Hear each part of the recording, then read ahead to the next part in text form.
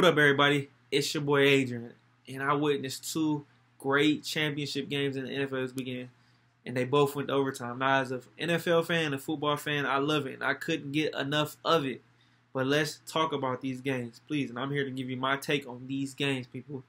Now, let's start with the early game, and that was the NFC Championship game with the New Orleans Saints hosting the Los Angeles Rams. Hell of a great game.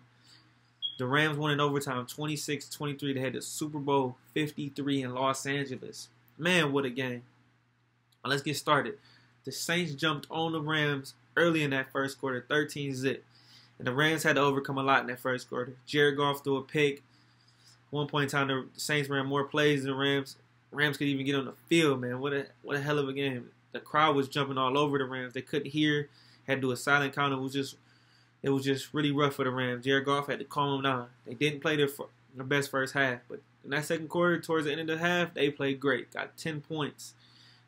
What changed the game was a fake punt attempt. They got it, connected. Ended up getting 3 points. Towards the end of the half, they got down the red zone after Jared Goff connected to Cooks for a big play. Got him in the red zone, and Todd Gurley eventually scored, making it 13-10 going into halftime. Now, guess what? Gurley's been hurt, as we saw the last month or so of the season. He wasn't really a big factor in this game, as he only had 13 yards of total offense. Now, McVay decided to do the smart thing and take him out that game, and C.J. Anderson was pounding the rock for him over this last month or so. But the Rams going in the half 13-10, feeling good. You got to feel good going into that atmosphere. In the second half, they played lights out. It was a back-and-forth contest. The refs let them play in this game. Let's jump to this fourth quarter and overtime. Now, towards the end of the game, it ends up being 20-20. It's third down. Breeze throws a deep pass to Ted Ginn, gets him inside the red zone. Then here, I'm thinking the Saints are going to run the clock out, play time management, try to win 13-10 or at least 23-20, and give the Rams the ball back with no timeouts and under 40-35 seconds. Didn't happen. First down. Sean Payton decides to throw the ball, screen to Michael Thomas. No good. Clock stops.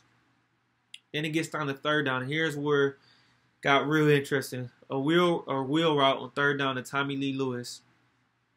Nikel Roby-Coleman doesn't get his head around. Lays Tommy Lee Lewis out. It was clear that it should have been a PI, pass interference, and a helmet-to-helmet hit. It was never called. Now, my mind was blown.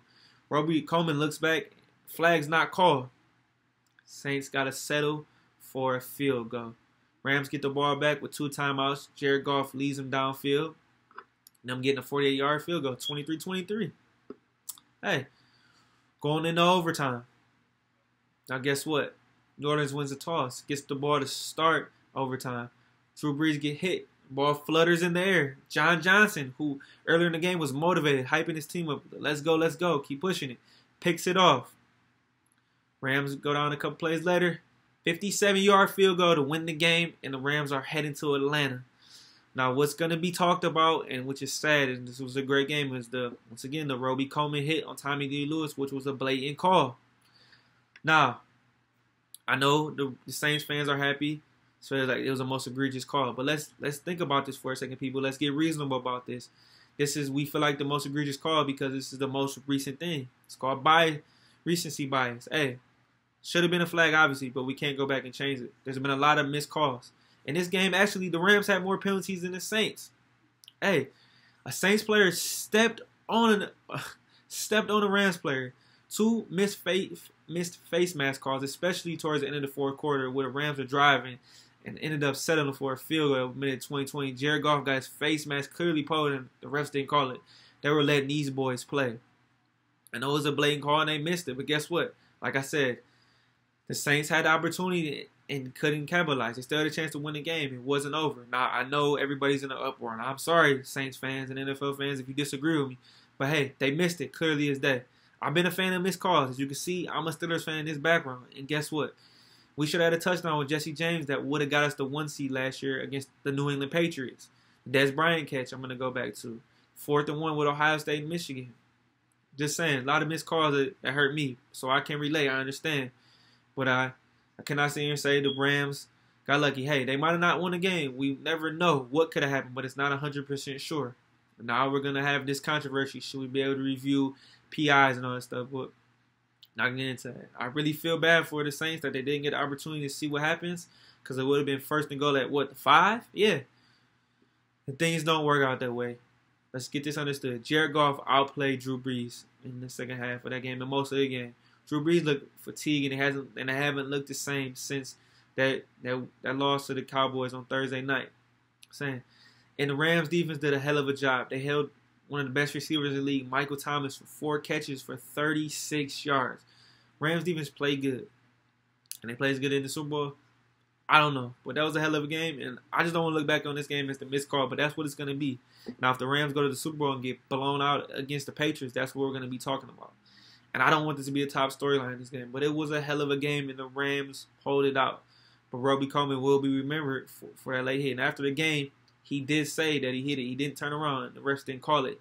He got lucky. Hey, know what they're saying? But if we decide to open this review and everything, it's going to open Pandora's box, man. I really, like I said, I feel bad for the Saints, but I've been there before and I've seen it. What a hell of a game. Now let's move on to the nightcap game. And that was the AFC Championship game where the Patriots pulled it out in overtime, 37-31. It's tough for me to say, but Tom Brady is the GOAT. He will be making his 9th Super Bowl appearance. Man, he's heading to Atlanta. He's took his team where everybody thought this was the weakest Patriots team. Lost Isaiah when first round started, they drafted. But hey, Sony Michel has been a huge player for them, a huge call. Tom Brady, I will say the key to this game was the pass rush. Tom Brady gets that ball out entirely quick. So quick. 90 dropbacks this postseason. No sacks. Can you say that? Linemen have been frustrated. But this game was a masterful piece by Bill Belichick and Tom Brady once again, making Patrick Mahomes, which will be the MVP of the NFL, sit on the sideline most of that first half. 14-zip. The Chiefs couldn't get any offense going. And that second half, fireworks started exploding.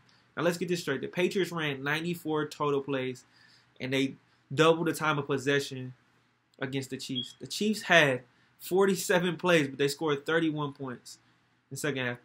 Had 21 points in a 3-minute span in that fourth quarter. Damian Williams was a starting offense for the Chiefs. Now, you know what the Patriots did? Tyreek Hill, you're not going to beat us. Travis Kelce, you should beat us. But Patrick Mahomes didn't take advantage of that. Bill Belichick is a genius, like I can say once again. And that man, Tom Brady.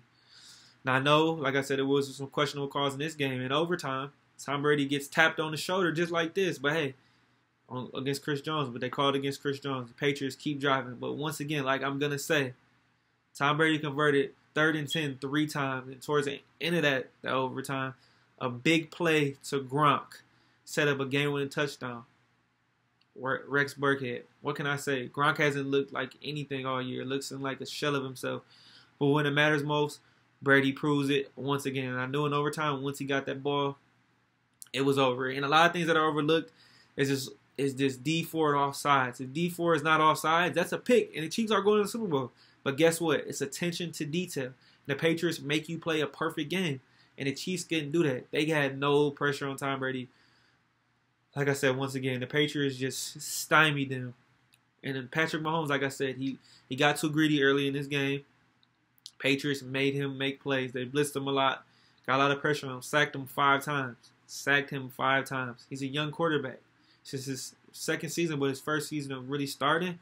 But they didn't make enough adjustments, and Bill Belichick took advantage of it. For example, you have Travis Kelce, the best tight end in the game, on J.C. Jackson, an undrafted free agent early in the game, and you don't go to Travis Kelce. You're not beating Tyreek Hill. Don't even look his way. But these are things Patrick Mahomes will work on. But you got to shout out to this Patriots staff, man. I hate it just as much as anybody. I'm sick of seeing them. A lot of people are. But you got to give credit where credit is due for this team. And they stepped it up, and they made huge plays. I know towards the end of the game, we had some controversial calls once again. Julian Edelman didn't touch that ball. You know, hey. I guess what, Tom Brady threw 2 picks. Gave Kansas City a lot of opportunities. Threw a pick early in overtime. D4 was offsides, though. Chris Hogan made a hell of a catch in overtime, too, one-handed. These players just keep making plays, and somebody seems to step up every time. But with the odds stacked against Brady, playing at Arrowhead on the road where you think they shouldn't win, they came through once again. I'm not going to doubt them anymore. I can't do it anymore. People want this dynasty in, but hey, People all hate greatness. I can't stand the Patriots, Tom Brady, Bill Belichick, the whole New England staff. But I'm going to put some respect on the name, and I'm going to respect it. It's tough for me to say. And I'm a Michigan fan, but I just cannot stand the New England Patriots. I am tired of seeing them win again. Tom Brady's been to 9 Super Bowls in 18 years. That's basically every other year. But this man doesn't let Father Time catch up to him. And I don't know what he's doing. He can play the 45. I can see it happening. But, man, this is going to be scary good. And we get the Rams and the Patriots in Super Bowl 53. It should be one hell of a matchup. Now, I will give you my predictions later next week on this. But, hey, 2 hella great championship games. And I'm glad I got to witness both of those games. It was one treat. And, hey, NFL fans, appreciate this. You know, I predicted, like I said before the playoffs started, that it was going to be Saints and Chargers. But, boy, was I wrong. Hey, it goes to show my predictions. Keep proving everybody wrong. And this Rams team and this Patriots team will have a lot to say in this Super Bowl. But like I said, I'm Adrian. You know, go subscribe to my Twitter. That's Keeping It Score. And don't forget to subscribe to this YouTube channel. Everybody, I need you to show me some love. Well, with that said, I'm out.